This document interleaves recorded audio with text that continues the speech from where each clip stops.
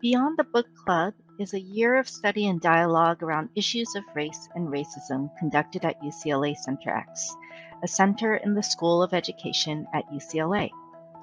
My name is Carrie Usui Johnson, and I am the Director of Professional Development and Partnerships at UCLA Center X and an awardee of the Voice Initiative Grant through the National Center for Free Speech and Civic Engagement. In thinking about how we at Center X value open and inclusive conversation and engagement, I collaborated with my colleagues to take a closer look at a series of book study meetings that started after the racial injustice uprisings in the spring of 2020, and as we continued to work from home due to the pandemic. Here are the outcomes I hope to achieve based on this study.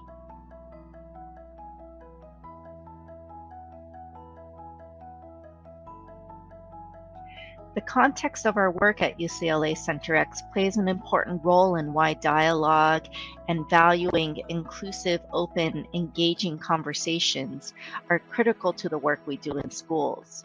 And so sharing that context through the information that you can find on our Center X website about our history and how over the past 25 years, our center at UCLA has grown into a community of more than 100 educators working across multiple programs.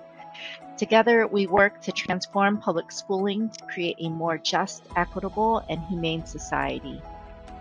Our center is called Center X to capture both the intersection of research and practice, as well as our roots as an activist community.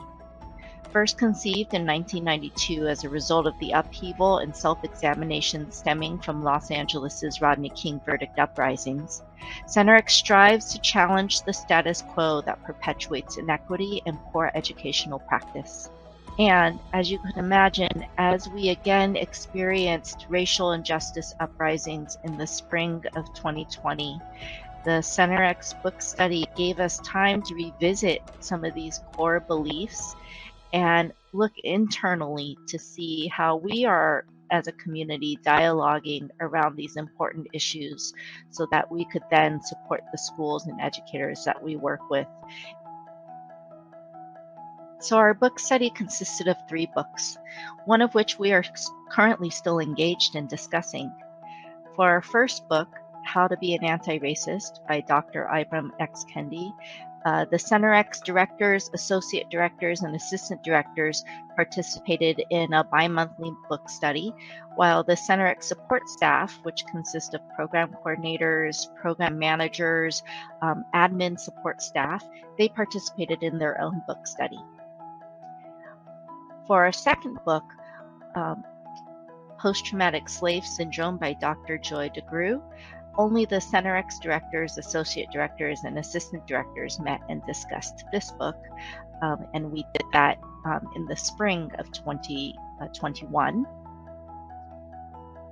And then for our last book, The Sum of Us by Dr. Heather McGee, this is an all Center X book study. So it's really bringing together what was started in the beginning with the first book and groups meeting separately, and then the directors having a little bit more time to go a little bit deeper into the work of this book study with Dr. DeGru's book, while also practicing ourselves the development of dialogue in a book study, so that now we can come together with the support staff, directors, associate directors, and assistant directors to participate in a bi-monthly book study around The Sum of Us. Throughout the course of these book studies, my role has really been a participant in the director's book study and now the all Center X staff book study. And I've had the opportunity to meet with the facilitators of the book study to hear some of their thinking, while also providing surveys for our community to reflect on the process and do some interviews and look at some documents from the meeting that I'm going to be sharing in this video.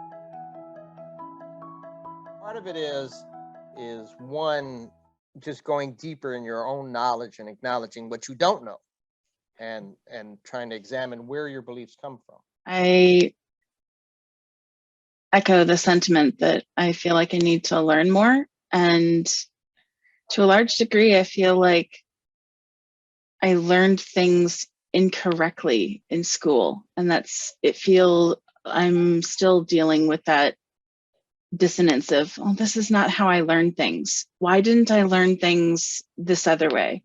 If there really is more than one perspective, why isn't that being presented? Why has this perspective been silenced? And in some cases, I feel like I was lied to, like blatantly lied to about about things that in the past I don't understand it at all. Which, as James said, is causing me to question, where do my beliefs come from? And are they grounded in an experience I had, or are they grounded in fact? And how are those two things related? So it's caused me to ask more questions and self-reflect. It's really getting to know my coworkers on a different level, the personal in addition to the professional, work-related. I think one of my biggest learnings is how hard it is when you have folks who have varying backgrounds, like a diverse group of folks, engaging in what can be really difficult and challenging conversations. When the context has changed, because when we started this, if you remember, just on the heels of all of the racial unrest that was happening, not just in LA, but in the country. And we had been doing professional learning with one another for years before this happened. But because the context, there was the sense of an urgency around understanding racism, the many manifestations of racism, understanding more deeply what our role was as individuals and as a center on how we were going to respond to that moment. The context created an urgency that I don't think that we had before. We thought it was important. I mean, that's what the center was about. And yeah, it's always urgent work. But when you're looking out your window and you see, uprisings and you see blatant acts of racism, there's an urgency about the work we do now and needing to grow together as a center to deepen our understanding and then pivot for today. And I didn't expect it to be, when you say things like people bring their diverse perspectives in the room, when things are so deeply personal and we're seeing the damage that's being done to individuals and we're trying to deal with that and trying to deal with the trauma within ourselves. I think people were really raw in the emotions that they brought into the learning space. And there was some cognitive dissonance for some people. And being the leader of CenterX, I found it really difficult to be fully involved in the conversation and be fully me in the conversation, while at the same time feeling this tug of, you also have to make it comfortable for everybody else, right? So there's this tension that you experience about, as a good leader, you need to fully participate and in some ways model that vulnerability and that active listening and that quest for understanding, but you don't leave that part of yourself outside of the room that knows, I've got to care for the people on the screen. And when things get tough,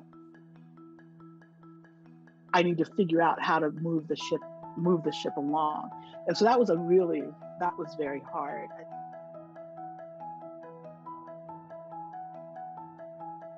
So it's very intentional, right? What we're doing, and that seems to make such a difference in a lot of endeavors. It's not just like, oh, maybe you'll do this or maybe you'll do that, but no, you know you're going to do this, and you're going to figure out just how so that it can have the most impact. Yeah. And I think that was, that's one of the really wonderful things that we've been experiencing. So the pandemic, like James said, it was actually brought blessings, because then who knew that the country was finally going to explode about, it's been 20 years, time for another explosion, which brought us the opportunity to read more books around a specific thing. That was a difficult conversation that and things. And I don't think we got into a groove until Anna Marie was like adamant that no, and the leadership team also said, this needs to happen. The part of the director's job is professional development, ongoing as a center.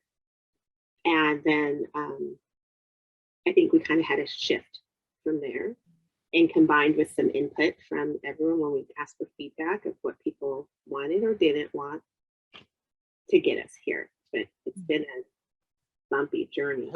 Her inside perspective for planning versus my outside perspective of participating. At least once we started with the Kinsey book, and we were zooming in. It still seems, I mean, there were some bumps, but it was smooth. The bumps were more about interpersonal relationships, not kind of a book study approach. But it's fascinating, the two perspectives.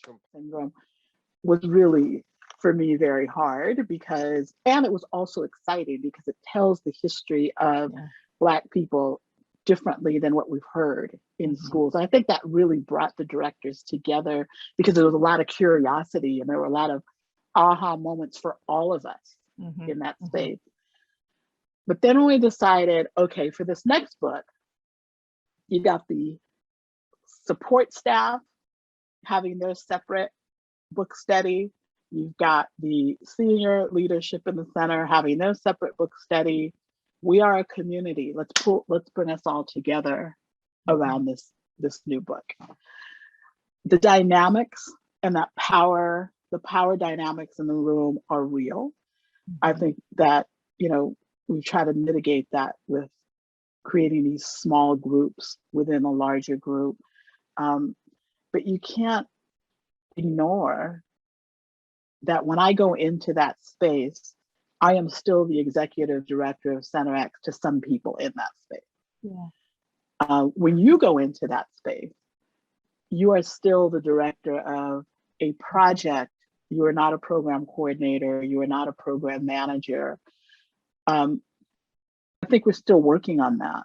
And those issues of power are things that we can't ignore, particularly in K-12 schools and the work that we do. And it's interesting to see different perspectives. When we get in these groups, you still have people who feel uncomfortable, unsafe. You can see it in their demeanor. You can see it in the things they say. And me, trying to go from trying to be understanding versus kind of my trained gut reaction, stuff like, either toughen up or what are you complaining about or what, whatever it is. And, trying to hold back on that and be more reflective. Okay, what is this person maybe going through? What about this situation is making them uncomfortable?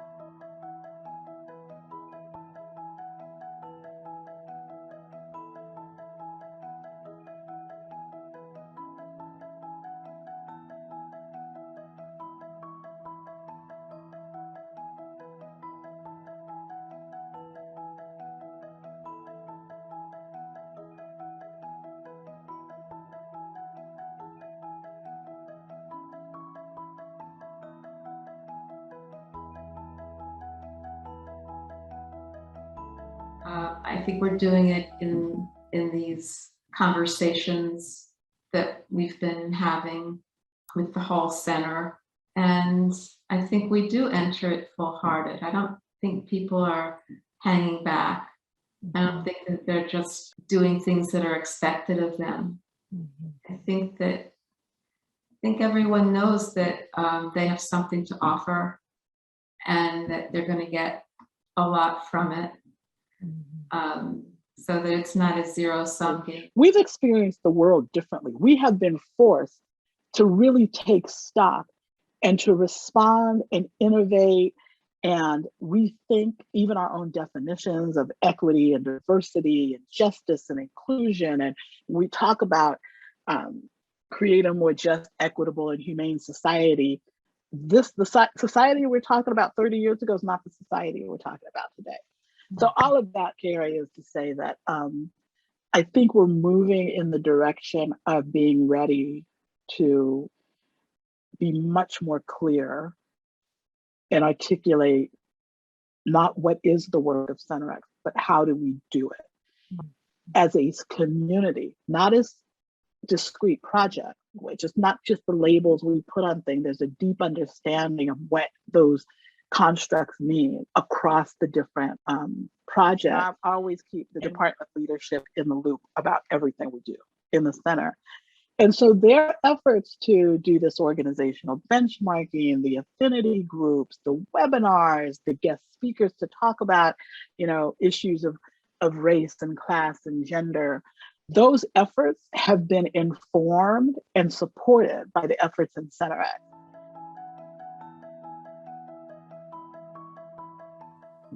I think it just reinforces the fact that with the work that I do with teachers, that I need to make sure that every voice is heard and that everyone feels that their voice is being heard. And sometimes with large PDs or professional learning situations, in the past, it wasn't necessarily the case.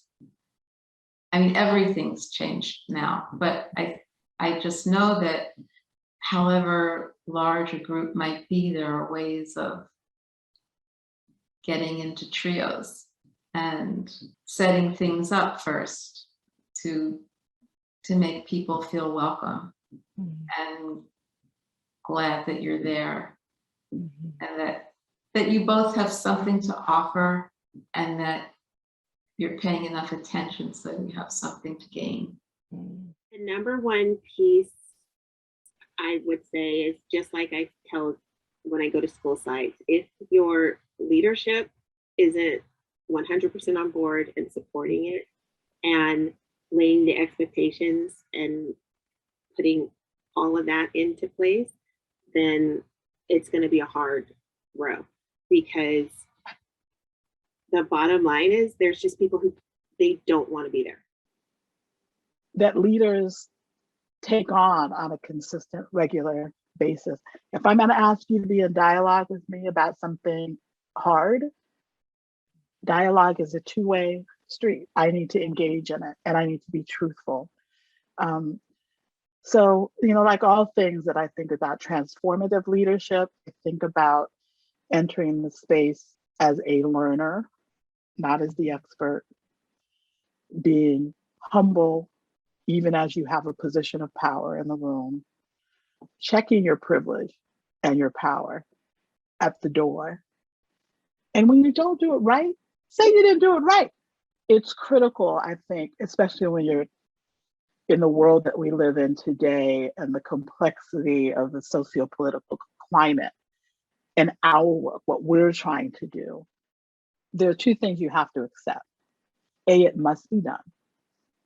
Must be done. And B, it's going to be hard to do. After interviewing my colleagues and reviewing the survey responses, here are some of my key learnings from this experience. One is to be intentional, but also allow for risk-taking and flexibility. Sometimes too much planning actually prevents you from moving forward. Attend with your own vulnerability and full-heartedness.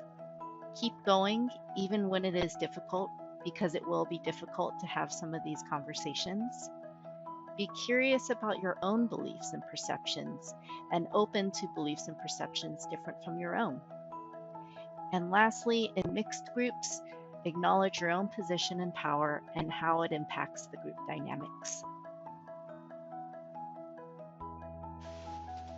So as the work of Center X continues and we think about how these book study dialogues will then inform our work with educators, I'm called to the words of our founder, Jeannie Oakes, who recently wrote this passage in a book that we recently released through Harvard University Education Press, Preparing and Sustaining Social Justice Educators.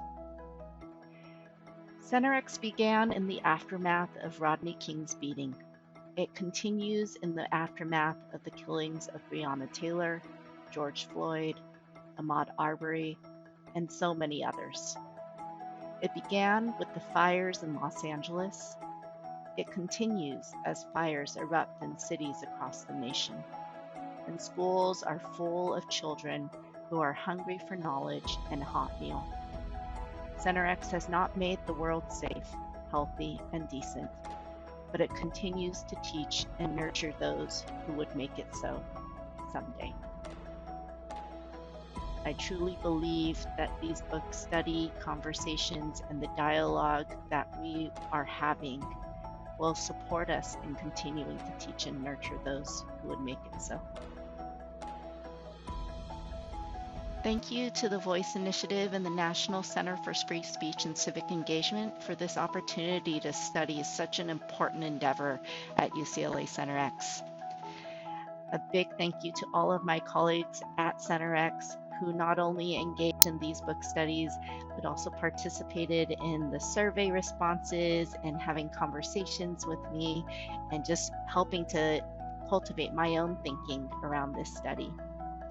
And a special thank you to my colleagues who participated in the interviews, Shervana Anderson-Bird, Anna Marie Francois, Jen Hagman, James Kipe, and Faye Peitzman.